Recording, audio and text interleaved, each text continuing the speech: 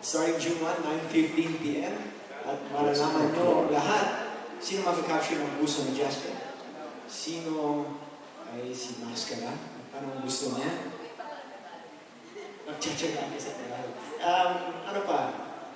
You're gonna see the beautiful work ni Paolo. Okay? Ano ko lang, di na ako nagsulat. Madami po kaming sulat. And yun lang, thank you. Maraming salamat sa support. I'm really proud to be part of this project. Iba talaga from day one when I read the script. It's a great project and it's an honor to be part of this group. Thank you.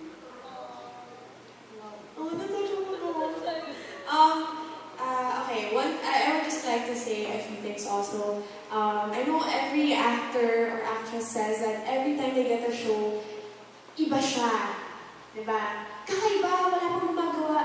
But this one I can really say, as you've seen with the editing, and though we've attended to the Filipino interest of showbiz life, diba? Yan naman ang pinaka-main interest ng majority of Filipinos, diba?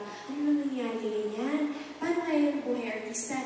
Diba? Yun naman talaga eh. So we've attended to that, but at the same time, we made sure to have a different attack on the storyline and give it a bit of a foreign twist to it na people are so afraid to do here.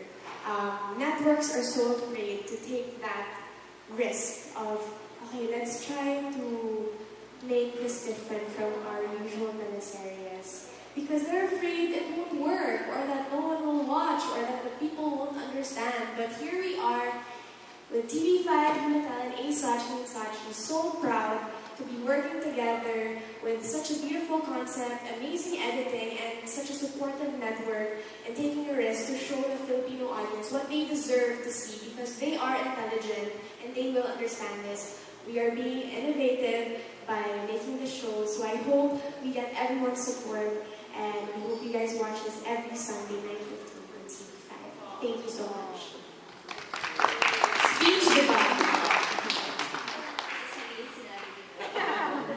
Nalagyan na yan, manood ko kayo ng Jasmine. Nabangan niyo kung paano ko pa siya papahirapan.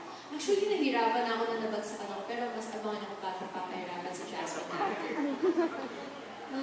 Walang nasira. I know. Yun po, thank you